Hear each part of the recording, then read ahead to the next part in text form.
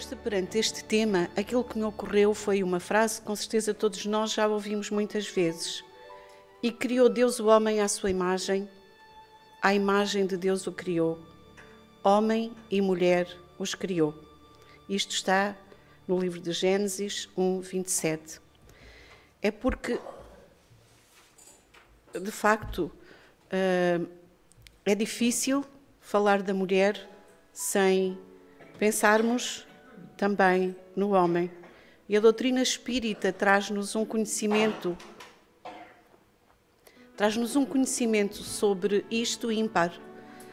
Então Deus criou e continua a criar, pois trabalha até hoje, como nos ensinou Jesus.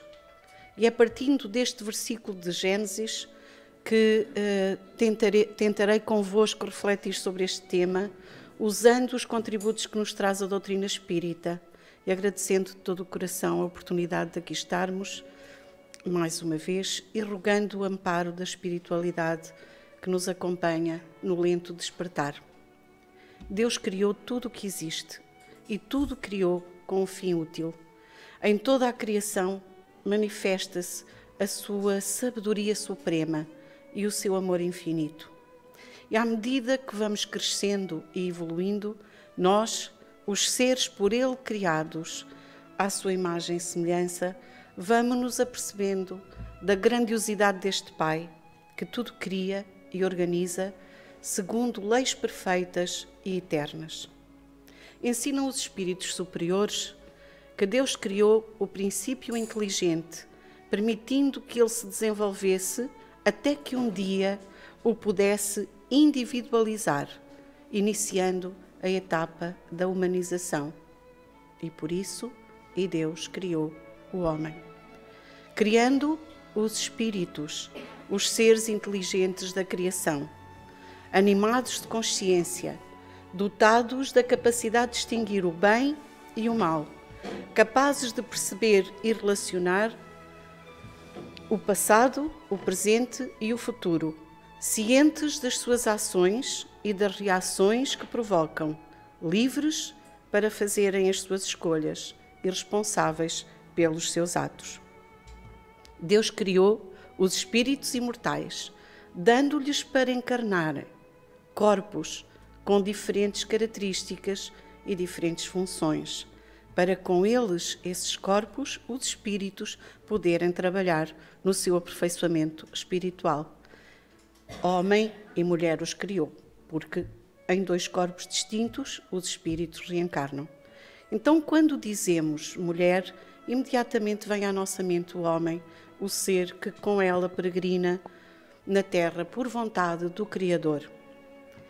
E pensando na vida da mulher na terra, nós sabemos que a mulher será o ser que mais inspirou a arte nas suas diversas formas.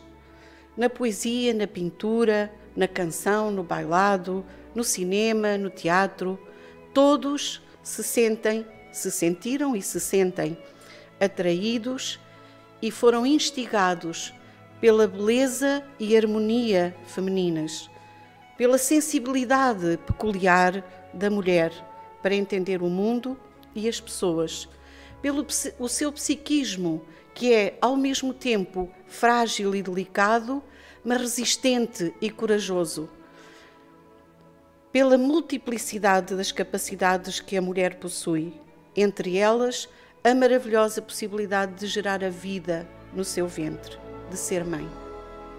Todo o ser humano encarnado neste planeta foi a ele trazido pela mulher, por uma mulher, a mãe, e terá sido igualmente acarinhado por uma avó, abraçado por uma irmã, compreendido por uma amiga, amado por uma filha, por uma esposa, por uma companheira. Mas do outro lado da luz e da beleza que a mulher possui e inspira, há ainda uma escura e triste realidade que ela vive e sofre. A vida das mulheres no nosso mundo tem sido submetida e subordinada pela força, pela riqueza, pela instrução e pelo consequente poder e supremacia que o homem se foi atribuindo a si mesmo ao longo do tempo.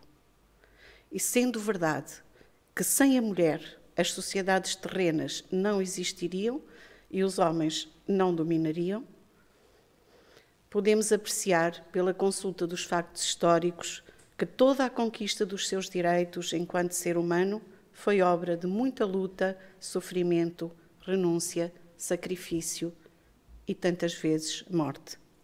Então foram muitas as mulheres que, pública ou anonimamente, empenharam a sua inteligência, a sua influência, o seu trabalho e a sua vida. E ainda hoje, falamos no passado, mas sabemos que é hoje ainda. Com a perseverança, a coragem e o estoicismo, que, por norma, são dados pela certeza da razão. Elas foram agindo e agem no sentido da mudança de mentalidades e de costumes, dentro dos seus lares, nos círculos sociais ou nos locais de trabalho. Muitas fizeram a diferença na época em que viveram e estiveram prontas para ensinar, dar exemplo, apontar novos rumos para o entendimento da mulher e do seu papel na vida, na família, na sociedade. Mostraram ao mundo a sua inteligência, a sua especial capacidade de trabalho e liderança, a sua amorosidade e dedicação aos semelhantes, a sua capacidade de compreender e empreender a mudança nos meios em que viviam. Lembramos com extremada gratidão as que lutaram pelo direito à educação, ao voto, ao exercício de profissões e cargos habitualmente de homens, nomeadamente no ensino, na investigação, na saúde, na justiça, na política. As que se foram sacrificando pela mudança de leis misóginas e atentatórias da dignidade humana, que as faziam posse de pais, maridos, patrões, ou sem direitos sobre os filhos, ou com salários 3 vezes menores que o dos homens para igual trabalho, ou sujeitas a assédios de toda a ordem e horários de trabalho desumanos a somar ao trabalho do lar e da família. Lembramos as 129 tecelãs da fábrica de tecidos Cotton em Nova Iorque, que, fazendo greve por 10 horas de trabalho diário, porque eram em média 14 a 16 e trabalhavam em condições precárias, sujeitas a ameaças de assédio e espancamentos, recebendo 60% do que recebia um homem, foram violentamente reprimidas pela polícia, fugiram e refugiaram-se na fábrica onde trabalhavam, foram trancadas e atearam fogo ao local onde estavam, não havendo nenhuma sobrevivente. Este episódio, que deu origem ao Dia da Mulher, ocorreu em 8 de março de 1857, portanto, 41 dias antes da publicação do Livro dos Espíritos por Allan Kardec, em 18 de abril desse ano. Então, as mulheres das gerações passadas não tiveram muitas escolhas, nem escolhas fáceis. Tiveram que descobrir, mesmo sem experiência e com todas as circunstâncias adversas, as suas reais necessidades e potenciais, vencer medos e preconceitos, derrubar mitos, contrariar pessoas afetivamente importantes e ter uma audácia que não se esperava delas. Claro que hoje continuam a ter que trabalhar na sua própria evolução e contribuir para a evolução da humanidade. Nós sabemos quanto ainda estamos atrasados, mas a seu tempo o veremos. Percebemos o contínuo progresso, porque houve e há progresso continuamente. Há evolução na situação da mulher na humanidade terrestre, mas damos conta de como ainda hoje há leis que permanecem tão atrasadas, tradições e práticas que atentam contra a dignidade enquanto ser humano, mostrando o quanto estamos longe do respeito de uns pelos outros, sendo todos nós filhos de Deus em evolução neste mundo. Hesitei em trazer isto, mas decidi-me por trazer para que tenhamos também um bocadinho mais de consciência. Ainda hoje, em muitos pontos da Terra, as mulheres continuam a ser tratadas com desigualdade, com desrespeito e com violência. nós sabemos, porque ouvimos e lemos, são as maiores vítimas de violência física e psicológica, havendo países onde só há penalização do agressor se houver hospitalização. Apesar da legislação, a violação fica impune ou é aceitável em alguns países, o agressor é absolvido se casar com a vítima ou é a vítima que é punida. Ainda são impedidas de exercer alguns trabalhos em 104 países, sendo que há um país, a Rússia, onde 456 tipos de trabalho são impedidos às mulheres. Não podem frequentar cursos universitários. No Irão, em 2012, eram 77 cursos. Recebem ainda diferente salário para igual trabalho. Têm que dar maior prova da sua competência para aceder a trabalhos ou a cargos e são preteridas pela sua condição feminina, nomeadamente a maternidade. Ainda hoje se pratica o casamento infantil, há a mutilação de órgãos genitais, raparigas grávidas são afastadas da escola. E no Irão são diferentes perante a lei. O testemunho de uma mulher vale metade que o de um homem. E se alguém maltratar uma mulher, tem metade da pena do que se maltratar um homem. Então, nós sabemos que ainda as mulheres continuam a ser escravizadas de múltiplas formas, limitadas nos seus direitos e nas suas potencialidades por tradições e religiões. São o maior alvo de doenças sexualmente transmissíveis. São metade dos 43 milhões de deslocados e refugiados. São sujeitas a violação que aumentou 900% nos últimos 40 anos, sendo muitas as que vivem sós. Nós percebemos-nos a viver num mundo maioritariamente governado por homens e pelas suas ideias de supremacia pela força, onde os seres agem ainda dominados pela ganância do ter, pelo abuso do poder, pelo lucro sem regras, pela ânsia de prazer e satisfação imediatos, pela materialidade fugaz e efêmera. Foi apenas em 1945 que a ONU assinou o primeiro acordo internacional que afirmava princípios de igualdade entre os dois sexos. Mais tarde, em 1960, o movimento feminista ganhou respeito e foi comemorado oficialmente o Ano Internacional da Mulher e o dia 8 de março passou a ser reconhecido pela ONU. Passo a passo caminhamos como mulheres ou como espíritos. No entanto, nós sabemos que o papel da mulher é imenso e constante na vida dos povos da Terra. Diz-nos Joana de Ângeles, Deus concedeu-lhe a ímpar missão da maternidade, que não pode ser esquecida em momento algum, merecendo todo o apoio e respeito. E ainda, Joana, a mulher dignificada moralmente fomenta uma sociedade feliz, graças à capacidade que possui de resistência à dor e de bondade em relação à vida, de abnegação em todos os comportamentos, pela estrutura emocional de que é constituída. Pelos filhos, as mulheres têm o futuro nas mãos e preparam os homens e mulheres do porvir. Quantas vezes, sem nos darmos conta dessa responsabilidade? Por isso, as sociedades que a oprimem e deprimem e deprimem-se a si mesmas. São muitos os exemplos de homens e mulheres que nós poderíamos aqui trazer, que fizeram a diferença no nosso mundo. Mas nós buscamos a nossa luz, aquele que é em tudo o nosso modelo e guia, e lembramos o exemplo que Jesus deixou há 2000 anos, na forma como tratou a mulher, a compreendeu, a dignificou e a elevou num ambiente tão atrasado e violento como era aquele em que viveu. Jesus revelou conhecer profundamente a alma feminina, a sua forma de sentir e de pensar, e agiu de forma completamente diferente do que era comum em relação às mulheres.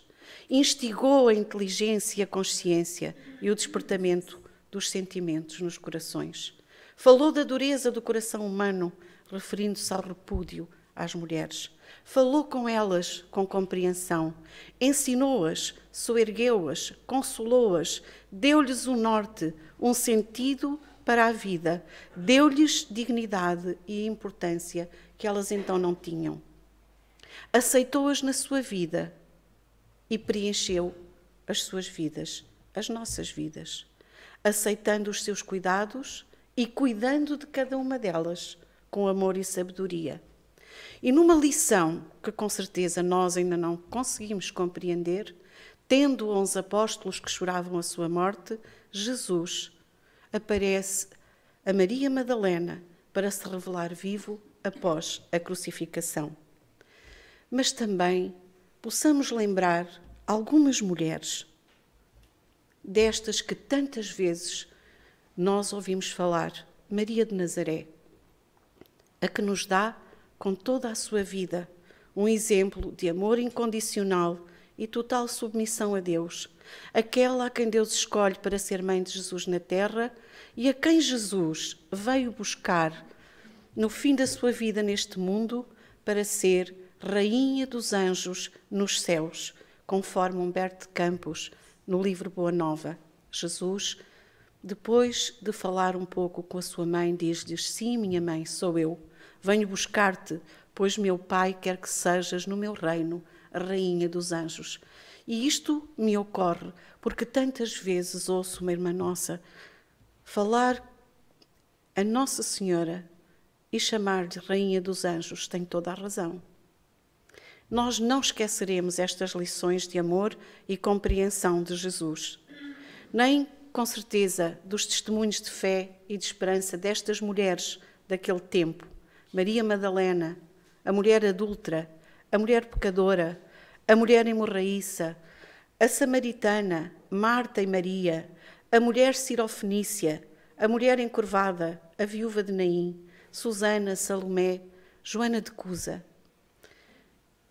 E é Joana de Cusa que um dia, conversando com Jesus, ouve as suas palavras que podem servir para nós também, ajudando-a a ficar no cumprimento da sua missão. Deus não trava contendas com as suas criaturas e trabalha em silêncio por toda a criação. A sabedoria celeste não extermina paixões, transforma-as.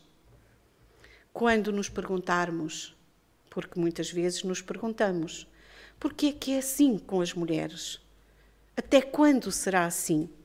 Nós possamos dizer para nós, ou questionarmos-nos, cremos em Deus, cremos na sua bondade, no seu amor, na sua sabedoria, na sua justiça, na sua misericórdia? Então, lembremos duas das suas leis que regem as nossas vidas. Lei de causa e efeito. Nós somos espíritos que vamos definindo o nosso caminho, fazendo as nossas escolhas, porque Deus nos deu a liberdade de escolher. E como nós temos a consciência do bem e do mal, somos responsáveis pelos nossos atos, colhendo sempre a consequência justa e certa com o propósito de corrigir e aprender. Então nós, os espíritos, encontramos sempre o resultado dos nossos atos e as situações que precisamos para evoluir. E outra lei, a lei do progresso. Encarnados num corpo de homem ou de mulher, todos somos espíritos em aperfeiçoamento. Todos caminhamos da simplicidade e ignorância para a perfeição possível, tendo que aprender tudo o que o Pai definiu nas suas leis. Lá mais à frente, o espírito imortal terá aprendido todos os ensinamentos, terá absorvido todas as características, terá potenciado todas as capacidades que as diferentes situações reencarnatórias lhe permitam. Será puro ou perfeito. Então agora, com a ajuda, temos estado a visitar o Livro dos Espíritos, mas agora de uma forma mais sequenciada, vamos ver o que ele nos diz sobre a nossa condição de espíritos. Deus criou-nos a todos simples e ignorantes, mas passíveis de aperfeiçoamento. E para esse aperfeiçoamento, Deus impõe-nos a reencarnação. as vidas sucessivas num corpo físico, para que nós possamos aprender de tudo, experienciar de tudo, para tomarmos consciência, para construirmos o nosso próprio património de sabedoria e de amor. Em cada encarnação nós vimos com uma missão atribuída. E vir com uma missão atribuída é vir com funções para desempenhar, com objetivos para atingir e com meios para o fazer.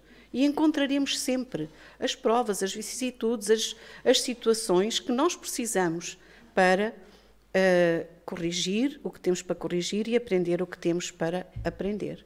Então, se Deus nos criou homem e mulher, o espírito tem que reencarnar num corpo ou noutro, para adquirir e desenvolver aquilo que cada um dos corpos lhe permite vivenciar e aprender. E na questão 202 do Livro dos Espíritos, é-nos dito tão claramente: os espíritos não têm preferência no corpo em que encarnam. Eles escolhem o corpo dependendo das provas por que têm de passar, de acordo com os objetivos que querem atingir com a reencarnação. E Allan Kardec precisa desta forma. Como devem progredir em tudo, cada sexo, cada posição social, cada situação que escolham, oferecem provações e deveres especiais e a oportunidade de adquirir conhecimento e experiência. O que só encarnasse homem ou mulher não saberia o que é encarnar no outro. Então vamos, agora os que estão homens são homens, mas logo serão mulheres. Os que são mulheres um dia serão homens, mas já não serão, com certeza, homens iguais, não é? De todo o coração desejamos que, na condição de mulheres, tenhamos aprendido. Então, na questão 201, um espírito pode animar o corpo de um homem e, mais tarde, o de uma mulher em outra existência. Na questão 196, os espíritos não podem evoluir, não podem melhorar-se, a não ser suportando as tribulações da vida corporal. Senão ficávamos lá e fazíamos a aprendizagem toda, não é? Onde vão aprendendo a praticar o bem, a evitar o mal, com as diferentes condições em que vivem. O espírito é tudo. O corpo é uma vestimenta que apodrece. Eis tudo. É o que está lá no Livro dos Espíritos. Então, o corpo de homem ou de mulher são formas diferentes que Deus nos dá de experienciar a existência para fazermos as respectivas aprendizagens de acordo com o corpo que temos e também exercermos as diferentes funções que são previstas. E Leon Denis diz-nos assim: o corpo não é mais que uma forma tomada por empréstimo. A essência da vida é o espírito. E nesse ponto de vista, o homem e a mulher são favorecidos por igual. Então, se nós entendemos e devemos entender pela perspectiva espiritual, se Deus dá ao espírito a obrigação, o dever de nascer homem e mulher, ambos são iguais ou diferentes? Iguais perante Deus. Aos dois Deus concede consciência, livre-arbítrio, faculdade de progredir. Questão 817 do Livro dos Espíritos. É necessário ao espírito reencarnar num e noutro. E cada estado vai propiciar aprendizagens diferentes. A verdadeira vida é do espírito. E retirei um apontamento de Dora Contri a propósito disto. O espiritismo, a filosofia espírita, em seus princípios fundamentais, tem esta ideia clara. Não há retrocesso de desigualdade. Somos espíritos, é no espírito que radica o ser, a inteligência, a memória, a identidade, o sentimento, sendo o corpo apenas uma veste temporária. Como espíritos, podemos encarnar como homens, como mulheres, como brancos, negros, amarelos, em qualquer classe social, em qualquer nação. Ou seja, somos essencialmente iguais. E sendo iguais perante as leis de Deus, devemos sê-lo perante as leis dos homens. Agora já não devemos ignorar mais. Questão 822 do Livro dos Espíritos. É o primeiro princípio da justiça. Não façais aos outros o que não quereríeis vos fizessem. A lei humana, para ser equitativa, deve consagrar a igualdade de direitos entre o homem e a mulher. Os sexos só existem na constituição física, os espíritos podem tomar um ou outro. Não há diferença entre os espíritos, devem gozar dos mesmos direitos. Qualquer privilégio concedido a um ou a outro é contrário à justiça. Iguais nos direitos, sim. Iguais nas funções, não. É preciso que cada um ocupe o seu lugar específico. Então, a que se devem as diferenças que ainda vigem e menorizam a mulher e a entendem com uma condição inferior na família, na sociedade, no trabalho? Dizem os Espíritos, nas questões 818 e 822. Esta desigualdade é fruto do domínio injusto e cruel que o homem adotou para com ela. É o resultado das instituições sociais e do abuso da força sobre a fraqueza. Entre os homens pouco adiantados, muito ignorantes, a força faz o direito e define regras e comportamentos. A emancipação da mulher acompanha o progresso da civilização e a sua servidão marcha com a barbárie. Já Platão, 427 anos antes de Cristo, e nós sabemos que Platão e Sócrates são considerados os precursores do cristianismo e do próprio espiritismo, diz no seu tempo: um Estado que não forma nem educa as suas mulheres é como um homem que treina apenas o seu braço direito. Ou seja, pelo tratamento de inferioridade e de submissão dispensado ao sexo feminino, a organização de uma sociedade se torna incompleta, desequilibrada e injusta, que é esta sociedade em que nós ainda vivemos. Não Deus apropriou a organização física de cada ser para as funções que deve desempenhar. Na Revista Espírita, de janeiro de 1866, a natureza fez o sexo feminino mais fraco que o outro, porque os deveres que lhe incumbem não exigem igual força muscular e seriam até incompatíveis com a rudeza masculina. Nela, a delicadeza das formas e a finura das sensações são admiravelmente apropriadas aos cuidados da maternidade.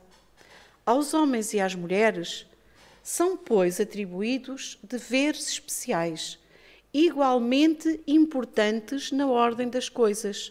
São dois elementos que se completam um pelo outro. Sofrendo o espírito encarnado a influência do organismo, o seu caráter se modifica conforme as circunstâncias e se dobra às necessidades e exigências que lhe impõem esse mesmo organismo.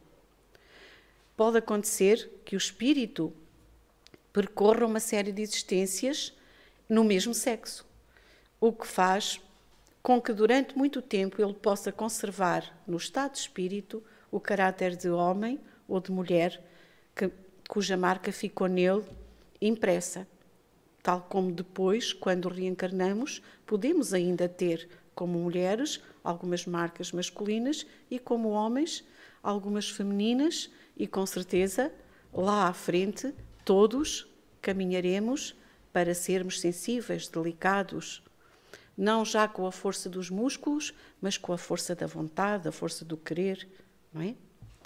Então, somente quando chegado a um certo grau de adiantamento e de desmaterialização, é que a influência da matéria se apaga completamente e com ela o caráter dos sexos. Com a nossa evolução vamos adquirindo de tudo, até já termos completado o nosso aperfeiçoamento. Que diferenças aponta a ciência quanto à organização e o funcionamento do homem e da mulher? Já percebemos que são diferenças que são enobrecedoras e não indício de menoridade. E a medicina do género, que despontou na década de 90, descobriram que as diferenças entre as mulheres, ou vão confirmando que as diferenças entre os homens e as mulheres não são só na aparência dos órgãos reprodutores. O cérebro dos homens é maior e mais pesado. Mas no cérebro das mulheres,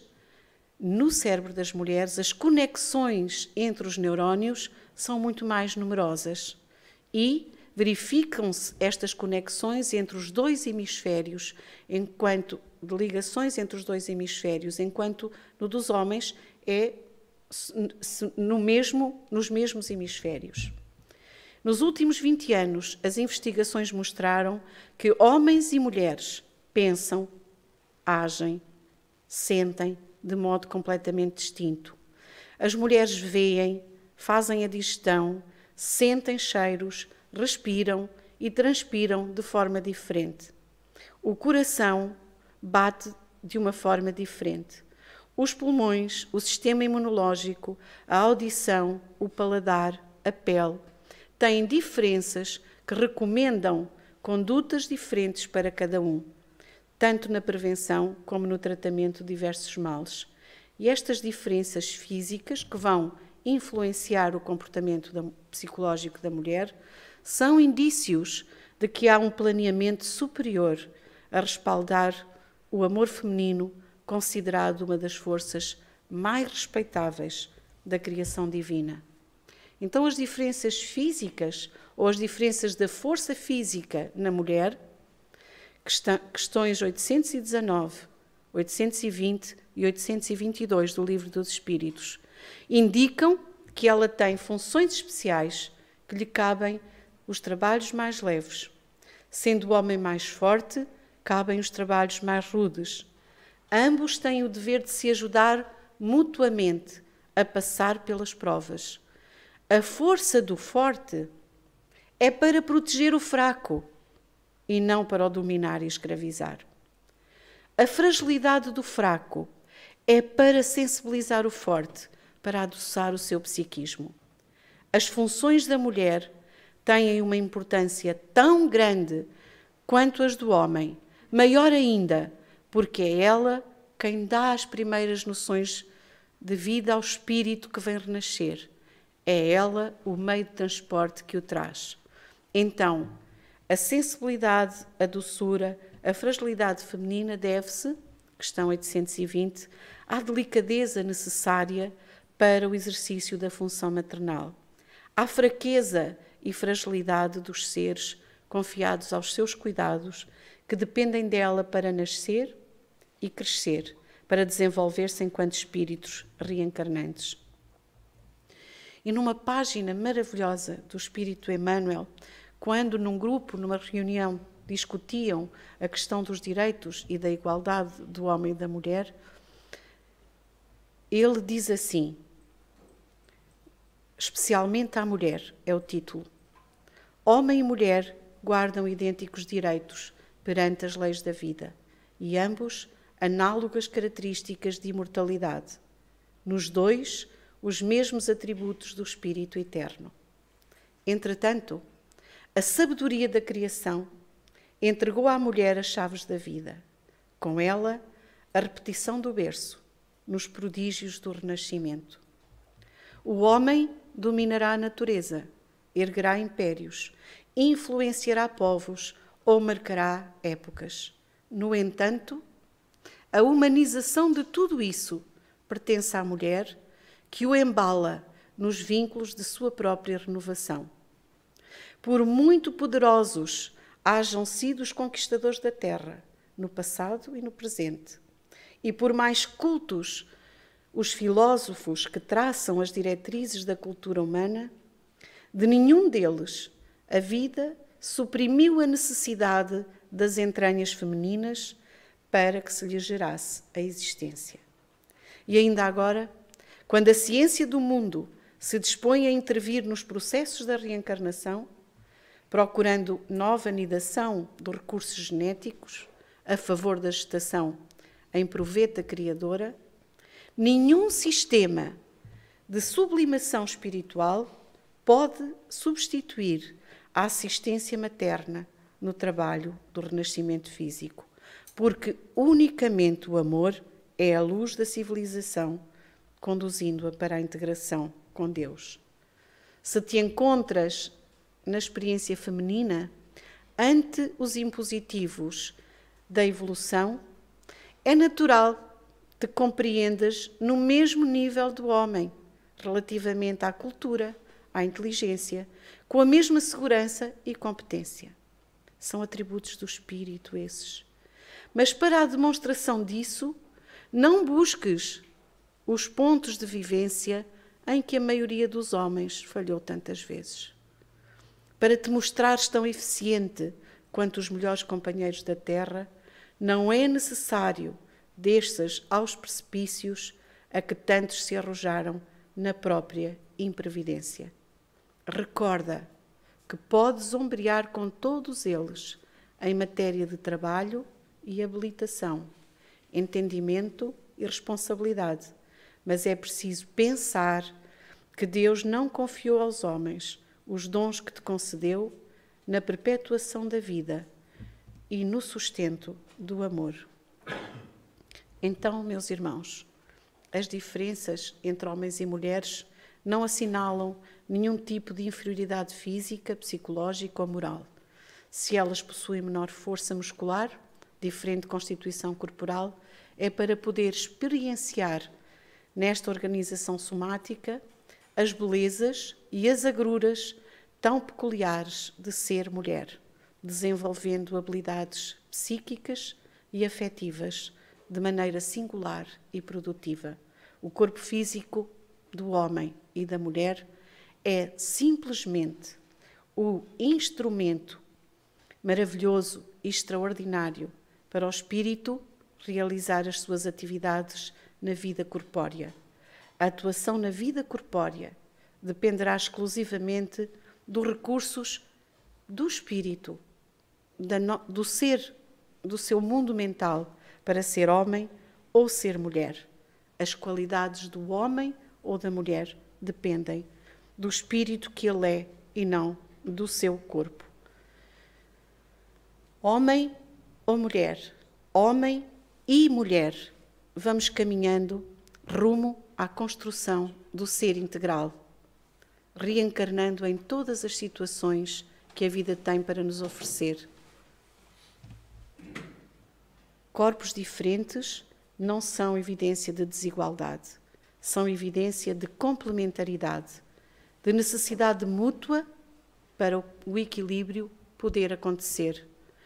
São evidência de que cada um tem algo que é necessário ao outro aprender, apreender, trazer para si, para o seu enriquecimento. São evidência do garante das condições para cada um aprender a apreciar, a dar valor e a respeitar o outro que o acompanha na marcha evolutiva. Todos os seres que Deus criou e todas as situações em que os coloca têm uma razão de ser, que é a do aperfeiçoamento progressivo. Dia virá em que o espírito imortal terá integrado em si todas as características do feminino e do masculino e conterá em si toda a sabedoria e todo o amor. Durante o caminho, as nossas mentes vão se expandindo e os nossos corações vão se purificando. Nós vamos nos apropriando da verdade, pouco a pouco, porque a natureza não dá saltos. E o conhecimento da verdade, como nos disse Jesus, esse nos libertará. E é a libertação da mente, da consciência, que nos fará iluminar o coração, alcançar novos patamares e divisar novos horizontes. Somos filhos de Deus, da inteligência suprema do universo. Como homem ou mulher, façamos a sua vontade, como tantas vezes dizemos que fazemos, cumprindo o melhor possível as missões que Ele nos atribui. Em tudo, demos graças, como diz São Paulo, pois tudo nos é preciso para a nossa evolução. Onde e como estivermos, esforcemo-nos por melhorar sempre a nossa forma de sentir, de pensar e de agir, vivendo de acordo com as leis divinas, leis de justiça, amor e caridade. Que Jesus nos guie e ampare sempre.